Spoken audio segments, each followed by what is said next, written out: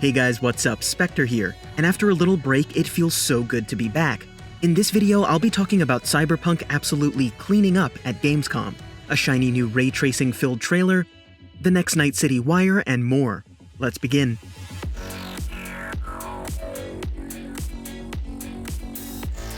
Gamescom 2020 has come to a close, and with it we saw glimpses at new games and deeper looks at some familiar ones. Cyberpunk 2077 absolutely killed it again, taking home 5 awards, including the Best PlayStation Game, Most Wanted Consumer Award, Best RPG, Best PC Game, and in a segment I got to work on personally over at IGN, Best of Gamescom. It's just really cool to see that the hype for this game hasn't really died down. And as we're just months away at this point, it's good to know that there's no sign of stopping that hype train. But while we're discussing digital shows, it's worth noting that the first all-digital Tokyo Game Show is right around the corner. It's set to begin on September 26th at 2 p.m. JST, which is pretty late for us here in the States, so plan accordingly. We may get a sneak peek at some new gameplay, or even more info on some of the in-game systems that haven't been touched on yet.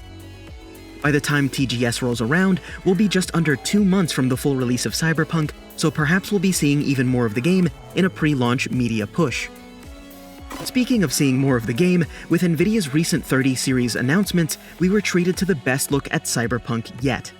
And while most of this RTX trailer is a rehash of footage we've already seen, it makes that much more of an impact to see the addition of RTX tech, volumetric clouds, and gorgeous reflections.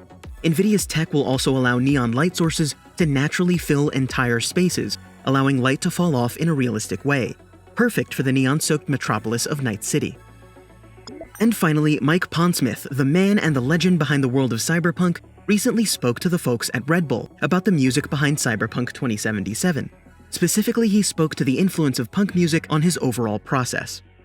He speaks to the rebellious nature of the genre and how it directly correlates and influences the rebellious side of Cyberpunk. Specifically, he says, "It's not just the philosophical attitude of the punk scene, and it's not just the music. Everything about punk inspired Cyberpunk originally. There's an inherent type of personal rebellion that is so specific to punk, and that's what's inspired me most. The fantasy I intended was, it's bad out here, but you can handle it if you're badass enough.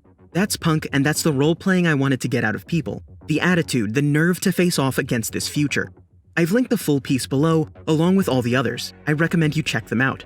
It's really cool to see just how seriously even the music in the game is being taken, and it just reflects the love and care being put into the game as a whole. I'm excited to see just how it feels to drive around Night City, listening to both some of my favorite artists as well as in-game bands like Samurai.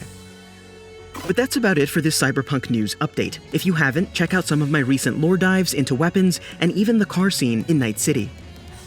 Make sure you're subbed so you don't miss out on any more high-quality Cyberpunk content, and don't be afraid to hit that notification bell. Also, if you want to see what I've been up to the past couple of weeks, I've left a few links to some of my IGN videos in the description. And as always, thanks for watching, guys.